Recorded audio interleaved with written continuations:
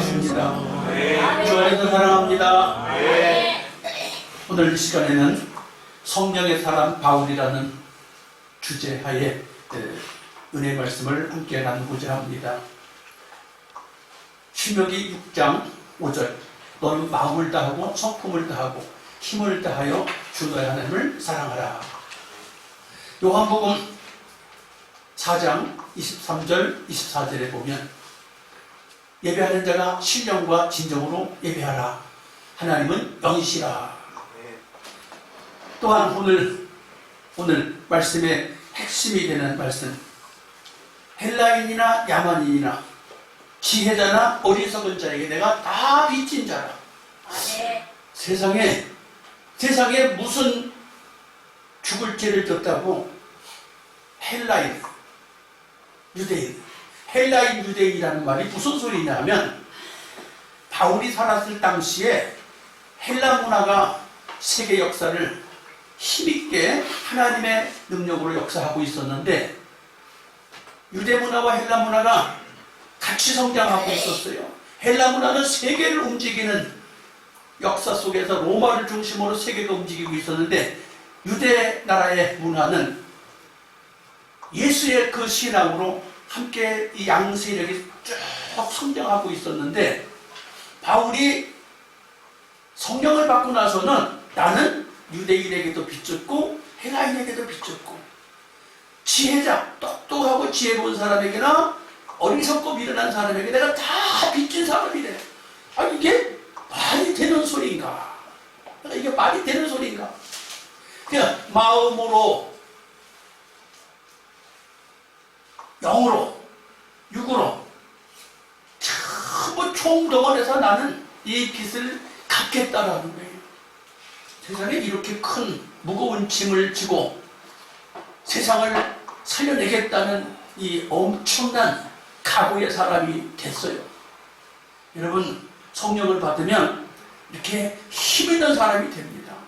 아니, 누가 동서를 움직이고 동쪽과 서쪽을 움직이고 세계의 모든 잘난 사람 못난 사람을 다 내가 끌어안고 선한 영향력을 끼치겠다는 거예요. 어떤 선한 영향력? 선한 이는 한 분뿐이시니 예수 그리스도밖에 없습니다. 그분의 영향력을 온 지구촌에 끼치게 하겠다는 거예요. 여러분, 성령 받으셔야 합니다. 성령 받은 사람이 세상에 훌륭한 일꾼이 되는 것이요, 리더가 되는 것이요, 세상 사는 재미가 있는 것이고 세상 사는 맛이 나요. 여러분, 세상 사는 게 재미있어야 돼요. 세상 사는 게 맛이 있어야 돼요. 그냥 그 음식 찬 음식 먹은 것 같은 기분, 라면 끓여 먹은 것 같은 그런 기분으로 살지 말고, 이야, 내가 최고급 뷔페에 가서 최고급 대접을 받은 음식을 먹는 그런 기분으로 사는 게 성령 받은 사람입니다. 그런데 제가 지난 주간에 명절인데 눈도 많이 오고 길이 막힌다고 그래서 집하고 교회하고만 왔다 갔다 하다가 독서 천재가 된 홍대리라는 책을 읽었어요. 이기성 씨가 지었는데 책을 다 읽고 끝부분에 가니까 이런 얘기가 있더라고요. 책을 읽을 때 눈으로 읽는 데서 심장으로 읽어야 되고, 책을 읽을 때 머리에서 읽는 그 사람의 과정에서 몸으로 이 책을 읽는 사람이 돼야 된다는 거예요. 그렇게 될 때 영혼이 열리는 독서가 된다. 영혼이 열리는 독서가 된다. 아니, 책을 많이 읽은 사람이 이런 말을 쓸까? 영혼이 열리는 독서가 된다. 여러분, 성령 받으면 영혼이 열려. 영혼이 열리면 세상이 보여. 세상만 보이나요? 여러분, 직업이 있죠, 직업. 세상에서 내가 하는 직업 있잖아요. 내가 하는 일이 있잖아요. 내가 하는 일이 다 독수리처럼 살필 수가 있는 거예요. 하늘의 왕이 독수리잖아. 새 중에 왕이 새잖아. 그러면 멀리 있는 것도 다 눈으로 봐요. 독수리가 얼마나 멀리 본다고 그래요. 하늘의 왕이라고 그러잖아. 자꾸만 움직이는 걸 갖고도 다 분별해서 자기 먹잇감을 찾아서 공격을 하는데, 그냥 독수리 앞에 뛰면 다 잡히는 거잖아. 이 홍대리라는 사람이 예, 영원히 열리는 독서를 할 때 혁명이 일어난다. 혁명. 여러분, 혁명이 일어난다는 것은 놀라운 일이에요. 가죽을 바꾼다는 거예요. 여러분, 가죽을 바꾼대. 가죽을 어떻게 바꿔? 사람이 이 얼굴 가죽 바꾼다는 게 쉬운 일이 아니야. 성령 받으면 얼굴 가죽이 바뀌어져. 바울이 그런 사람이에요. 그다음 오늘 여러분과 함께 바울이 정말 혁명을 일으키는 기독교 역사 이래, 성경의 역사 이래, 하나님 나라 역사 이래 예수 다음으로 바울이에요. 모세도 중요하지만 모세도 구약에 빼놓을 수 없는 중요한 인물이지만 신약 성경 27권 중에서 13권을 바울이 썼어요.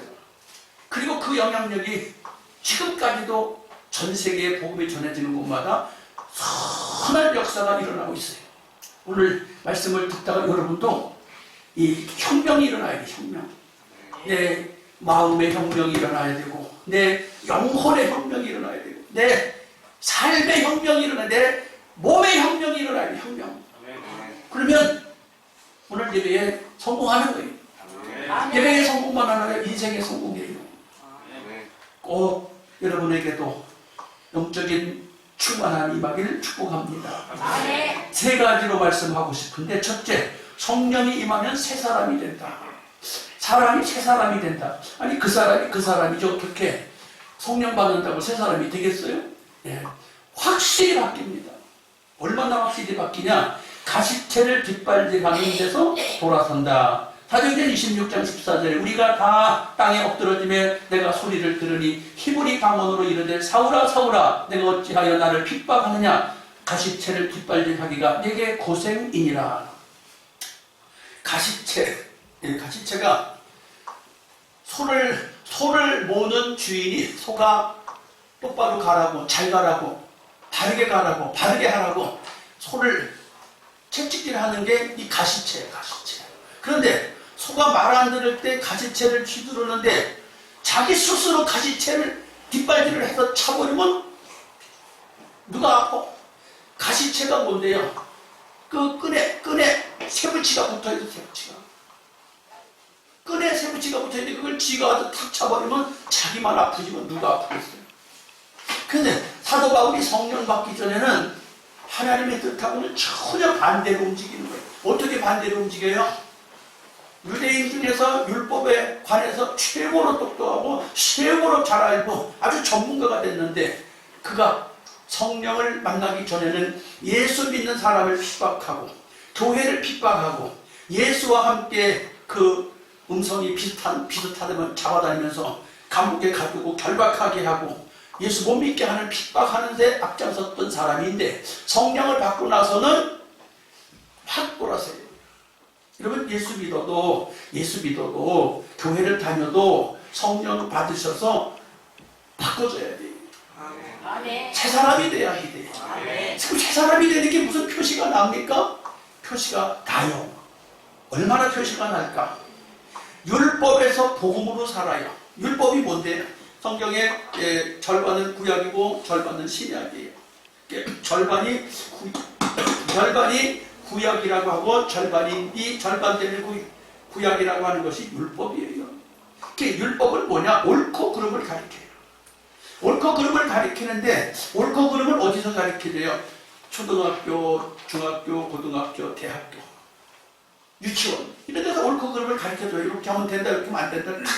틀에 정한 대로 가르쳐줘요. 근데 세상에 나오면 그 다 제껴놔요. 어디 유치원 다녔냐, 중고등학교, 대학교 어디 다녔냐, 이거 다 제껴놓고 이제 살아가는 거예요. 살아가는데 어떻게 살아가요? 자유로 살아가요. 세상 살아가는데 뜬금없이 너 어디 학교 나왔냐, 너 어디 출신이냐, 그거 별로 안 물어. 그냥 같이 사는 거지. 교회 다니고 그런 거예요. 그냥 같이 예수 믿으면 세상 살면서 다 그런 거예요. 그냥 대놓고 계속해서 어디 고향이 어디냐, 어디 학교 다녔냐, 매일 그거 누가 묻지도 않고 따지지도 않아요. 그럼 어떻게 사는 건데요? 은혜 안에서 사는 거예요. 그게 뭐예요? 그게 뭐냐, 그게 복음이에요. 따라합시다. 복음. 사랑하고, 용서하고, 이해하고, 관용하고, 환영하고 덮어주고 안아주고 그러고 사는 거예요. 아멘. 근데 그 기본은 분명히 있어야 돼.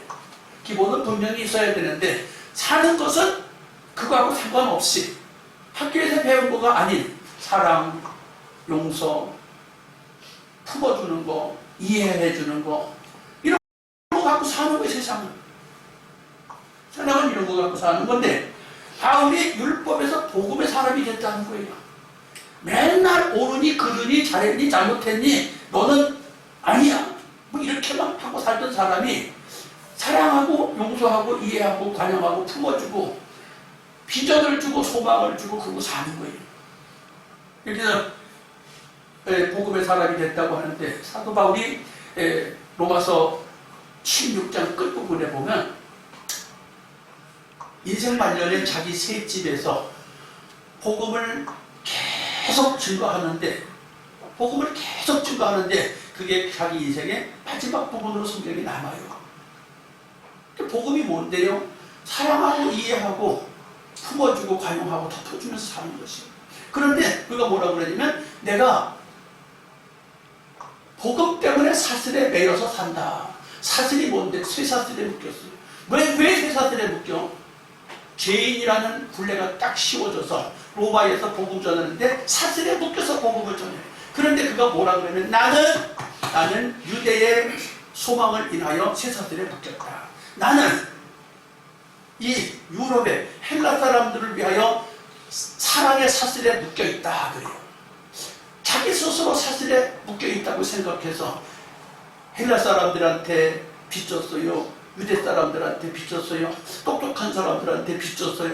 못난이들한테는 빚졌어요. 빚을 졌다는 그 사랑의 감정으로 인생을 살면서 이 복음을 신약성경 27권 중에서 10번을 그분이 기록하고 본을 보면서 사는 것이에요.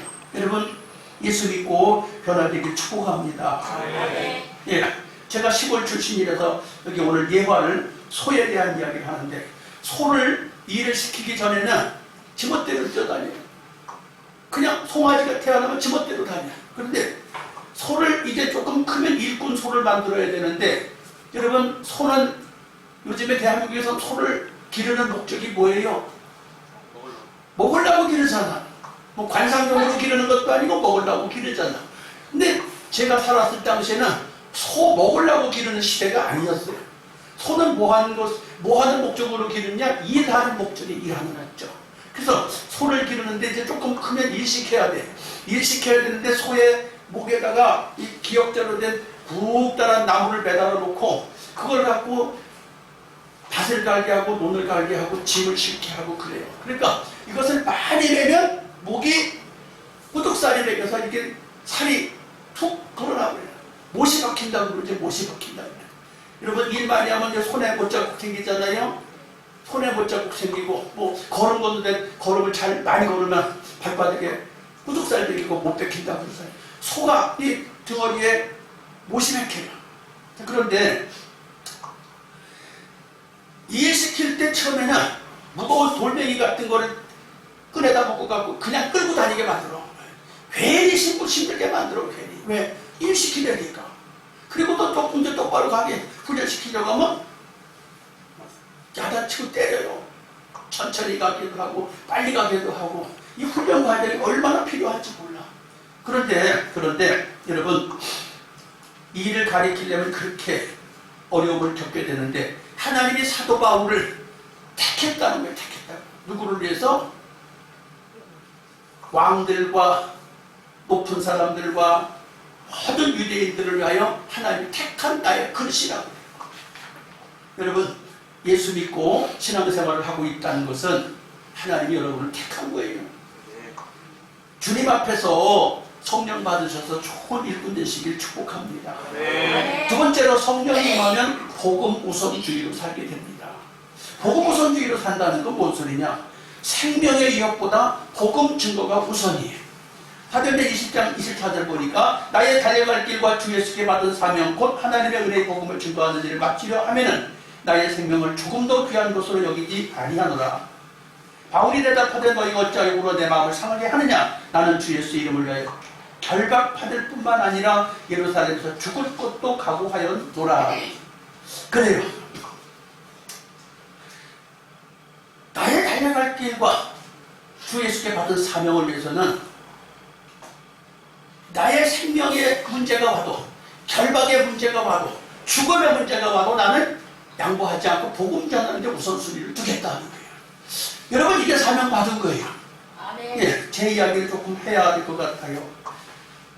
이제 2월 10일이 되면 새생명교회가 35주년이 되는데 아직까지는 34년이래요.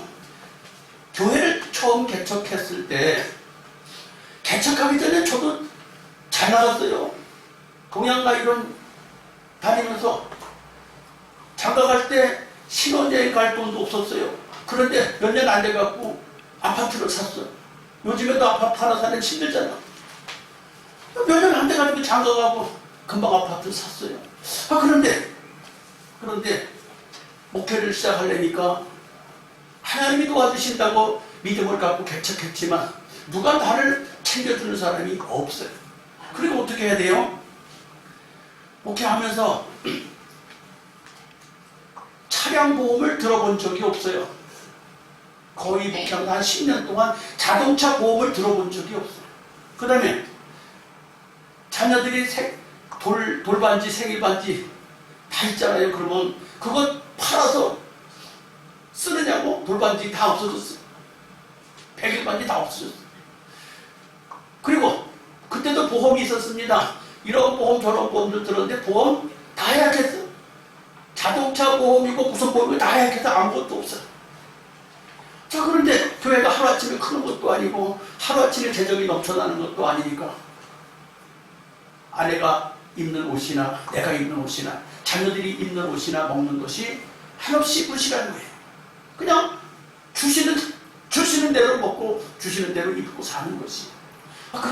그런데 이번에 여선교회에서 선교를 하겠다고 해서 강사님을 섭외해달라고 그래서 강사님을 섭외해가지고 어저께 지난주에 만나서 섭외를 했고 또 어저께 만나서 또 대화를 하는데 마침 그 부부를 만났어요. 부부를 만났는데 아내가 미얀마 사람이에요. 미얀마 사람이 아내가. 남편은 한국 사람인데 장애인인데 수급받아갖고 살아요. 장애가 있어서 수급받아갖고 살아. 근데 나이 차이가 얼마나 나냐? 정확하게 모르는데 한 15살이라서 20살 가까이 차이가 나게 결혼을 했어요. 자, 그런데 목회자 신분으로 노총각 신세의 목회자 신분으로 미얀마에 가서 젊은 이쁜 아가씨를 중매해서 결혼한 거예요. 근데 중매할 때 장애가 있어도 괜찮겠냐? 아가씨가 예, 예수님 안에서 목회하는데 장애가 있으면 어떻습니까? 이렇게 해갖고 이쁘게 말을 해갖고 3명 데리고 와서 선을 보는데 그 이쁘게 말한 그 아가씨가 배우자가 돼서 결혼을 했어요. 근데 어제 만나서 이렇게 대화를 해보니까 어쩌다가 대화를 해서 보니까 보험이 있냐 그러니까 보험이 하나도 없대. 요즘에 보험 안 든 집 있어요? 여기 설교 듣는 여러분 중에서 보험 없는 분 있냐고? 보험이 하나도 없대. 가슴이 울컥했어요. 적금 드는 거 보이냐? 적금 드는 거 하나도 없대. 가슴이 좀 메어지더라고. 적금 드는 것도 하나도 없어. 저축하는 것도 없어. 자녀들이고 본인들이고 보험 드는 거 하나도 없대. 어떻게 사는 것이야? 그 옛날에 내가 목회 초기하고 똑같은 생각이 들면서 가슴이 답답하고 먹먹해졌어요. 성령을 받고 하나님 나라 일을 한다는 것은 생명보다 복음 전하는 게 우선인 거예요. 남편이 장애인이면 어떠냐, 이 남편이 장애인이면 복음 증거를 위해서 내가 협력해 주겠다. 어디 봤어?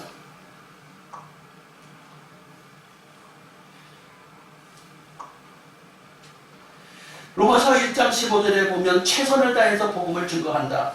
그러므로 나는 할 수 있는 대로 로마에 있는 너에게도 복음 전하기를 원하노라. 내가 복음을 부끄러워하지 아니하노니 이 복음은 모든 믿는 자에게 구원을 주신 하나님의 능력이 되리라. 첫째는 유대인에게요 또한 헬라인에게로다. 최선을 다하는 바울은 복음 전하는 위해서 최선을 다했다. 지금 로마서 1장 15절을 쓴 여기는 바울이 로마에 아직 가지도 못했을 때예요. 그리고 로마를 간다는 건 상상도 할 수 없는 경비가 들어가고 상상도 할 수 없는 거리 차이가 있는 곳이. 오늘처럼 교통이 그렇게 좋은 것도 아니고. 사도행전에 보면 바울이 예루살렘에서 로마까지 배 타고 가다가 엄청난 고생을 하잖아요. 긴 시간을 걸려서 배 타고 가다가 고생 많이 해요. 죽을 고비를 다 겪는 것이 사도행전 26장 27절에 나와요. 27장에 나와요. 그런데 복음의 열정을 다 가지고 하다 보니까 하나님이 제1의 신분으로 말미암아 로마까지 가게 하시는데 국가장학생으로 가요. 무슨 국가장학생? 국가장학생이 아니지. 법무부 장학생으로 가. 무슨 법무부? 로마 법무부 장학생으로 가요. 예루살렘에서 죄인으로 붙잡혀갖고 세사들의 결박당해갖고 배 타고 로마까지 가는데 호송하는 사람이 얼마나 많은지 여러분 알아요? 267명인가? 그 많은 사람이 바울 한 사람 데리고 가려고 그렇게 동원이 돼서 가요. 세상에 이렇게 따라합시다. VIP 대우를 받고. 맞아요? 안 맞아요? 맞긴 뭐가 맞아. 죽일 죄인이라고 도망가지 못하게 하려고 삼엄한 경비를 하고 267명이 동원돼갖고 바울 하나 끌고 가는 건데 뭐가 VIP 대우예요? 그런데 하나님 입장에서 보고 그렇게 하지 않으면 바울이 거기를 갈 수가 없으니까 그렇게 하십니다. 그거 끌고 가가지고 로마에 도착했는데 아무도 와서 바울을 다시 고소를 하지 않아. 왕 앞에 서서 결혼하려고 하는데 유대인들이 오질 않았어. 어떻게? 가이사 황제도 할 말이 없어. 일단 얼굴을 보고 나서 처소에 가서 맡기라고 했어. 맡겼는데 아무리 봐도 죄가 없어. 그래서 거기서 어떻게 새 집을 살게 해줘가지고 지키는 사람 한 명 남았어. 한 명 남았는데 아침부터 저녁까지 복음을 전해도 아무도 방해하는 사람이 없었다고 그랬어. 책임을 국가에서 줘서 먹여주고 재워주고 보초서 주고. 네, 하나님이 하시면 복음 우선주의로 사는 그에게 보장해 주셔요. 저도 또 그렇게 하다가 또 목회가 형통해지니까 보험을 또 많이 들었어요. 보험을 또 많이 들었는데 이 교회 아래층에 여러 가구가 살고 있어요. 한 가구가 또 나간대. 은행에서 대출 받으려고 하니까 서류를 뭐 10대까지를 해오래요. 이제 자신감이 생겼잖아요. 경제적으로도 목회도 좀 안정이 되고 건물도 세대명대 이름으로 됐는데 그거 조금 대출 받으려고 5천만 원 대출 받으려고 하는데 서류를 왕창 하고 그러니까 화가 은근히 치밀어 올라가고 안 하고 만다. 그래가지고 보험 들었던 것도 다 해야 그랬어요. 그래서 거기서 집어넣고 또 대출 마이너스 대출 받아갖고 5천만 원을 해결했어요. 그래요. 목사는 보험이 살려주는 게 아니야. 세상 사람들은 보험이 살려주는지 몰라도 목사는 보험이 살려주는 게 아니야. 복음이 살려주는 거예요. 아멘. 복음이 살려주는 거예요. 다양한 해석을 또 다시 들었어요. 다시 또 들었어요. 또 들을 형편이니까 또 들잖아. 그러니까 세상 모든 것은 보조수단이지 복음이 우선이에요. 성령 받으면 아무도 막을 사람이 없는 거예요. 그러니까 성령 받은 사람 앞에는 어떤 장애물도 없는 거예요. 성령 받으세요. 예, 독서 천재가 된 홍대리 이야기를 조금 더 해야 될 것 같아요. 홍대리가 다니던 회사가 실적이 줄어드니까 홍대리가 있는 부서에서 감원이 일어나고 있는데 홍대리도 그 부서에 있을 수가 없어서 다른 부서로 이직하게 됐어요. 이직하게 됐는데 퇴출 대상이니까 옆으로 이직했을 뿐이지 사실은 잘려야 될 정상이야. 그래서 참 비실비실하고 눈치 보이면서 같은 회사에서 자기 자리 뺏기고 딴 데를 이렇게 옮겨갔으니까 자기 스스로도 초량맞고 자기 스스로도 얼굴 들 수가 없는데 어떻게 우연히 책을 읽기 시작해갖고 책을 보다 보니까 길을 발견했어요. 책에 길이 있구나. 그래서 자기 분야의 전공서적 100권을 읽겠다. 내가 100권, 전공서적 100권을 읽겠다고 작정을 하고 책을 사서 열심히 읽고 있는데 한 50권에서 60권 사이를 전문서적을 읽게 됐어요. 읽다가 보니까 피실대선 사람이 그 회사에서 난 사람이라고 강의를 할 수 있는 기회를 줬어요. 강의를 할 수 있는 기회를 줘서 강의를 열심히 하고 있는데 10번째 강의를 하는데 회사 사장님이 와서 그 강의를 들으셨어요. 얼마나 잘하나 하고 한번 순찰 온 거지요. 그런데 너무 잘하니까 사장님이 야 홍대리 저거 강의하는 거 동영상 찍어라. 그래서 회사 모든 직원이 보게 해라. 사장한테 사랑받는 대리가 됐어요. 여러분 아까 그랬잖아요. 여기 홍대리라는 사람이 눈으로 보는 독서에서 머리로 읽는 독서에서 몸으로 읽는 독서가 되고 몸으로 행하는 독서가 되고 몸으로 쫓아가는 이런 독서를 하다 보니 영혼이 열리게 된다고. 여러분 중심을 다하면 비실비실대던 내가 똑바로 쓰게 되는 것이에요. 비실비실대던 내가 퇴출 대상에서 회사의 중심이 되는 거예요. 이 시대도 마찬가지. 이 시대도 성령 받으면 여러분 걱정할 게 하나도 없습니다. 옆에 사람한테 확신 좀 줘요. 걱정하지 말라고. 성령 받으면 걱정하지 말라고. 성령 받으라고 얘기 좀 해요. 걱정하지 말아요.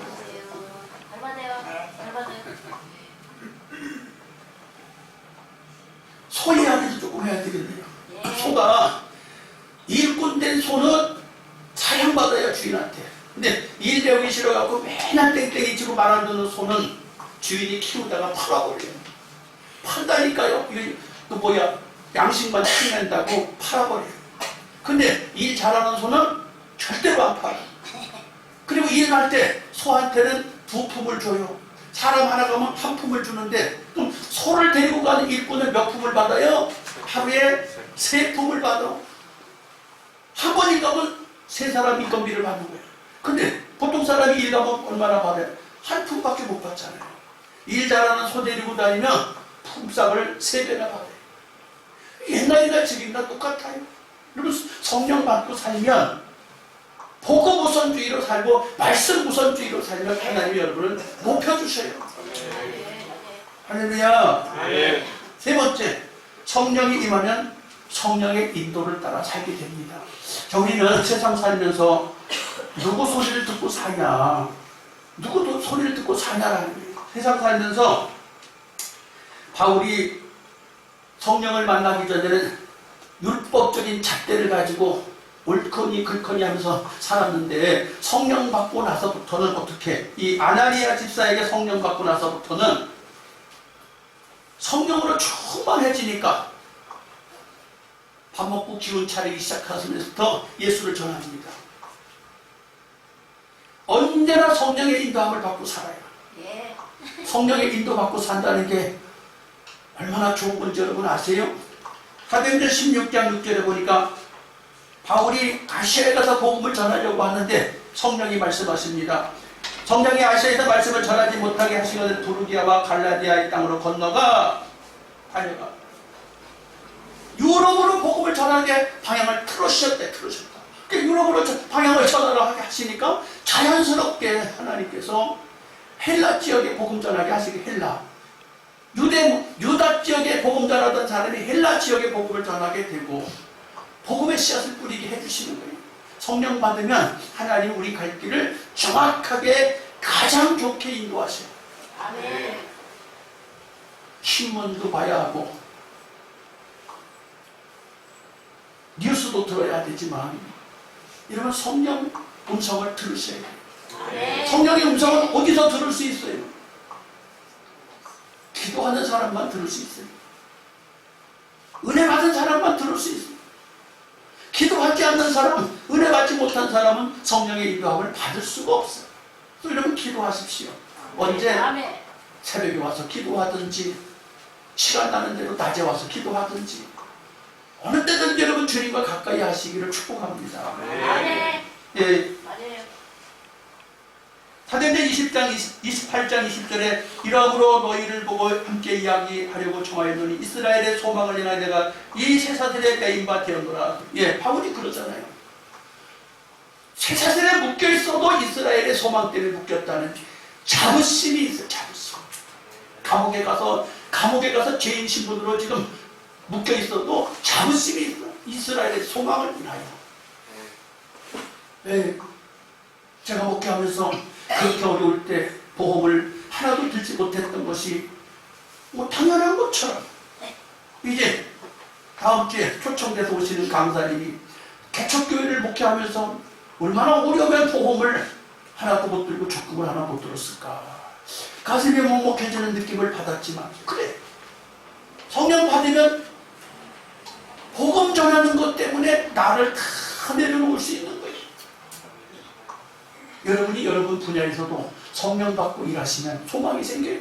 아멘. 여러분의 집안에 소망이 생기고 여러분의 일터가 소망이 생기고 우리 교회가 소망이 생기고 이 나라가 소망이 생겨요. 아멘. 어제 흑돼지가 소망이 생겨요. 아멘. 예, 우리가 무능함과 율법과 매임과 피동적인 것과 육신적인 것과 이런 데서 살던 삶에서 복음 때문에 살게 되면 충만해지고 능력이 생겨지고 자동적이 되고 기뻐하게 되고 멋진 삶을 살게 됩니다. 하나님 내게 성령을 부어주세요. 나도 주님의 은혜를 따라 살게 해주세요. 성령 받아서 정말로 혁명을 일으키는 사람이 되게 해주세요. 어디에? 우리 집에서, 우리 직장에서, 우리 교회에서, 대한민국에서 혁명을 일으키는 사람. 무슨 혁명? 총칼을 드는 혁명이 아니라 따라합시다. 내 얼굴을 바꾸는 혁명. 내 가슴을 바꾸는 혁명. 그러면 다 사는 거예요. 다 사는 거예요. 아멘. 나는 소망의 사람이 되게 해주세요. 나도 하나님 앞에서 복음의 사람이 되게 해주세요. 살리는 사람이 되게 해주세요. 새 사람 되게 해주세요. 주여 세 번 부르고 기도합니다. 주여, 주여.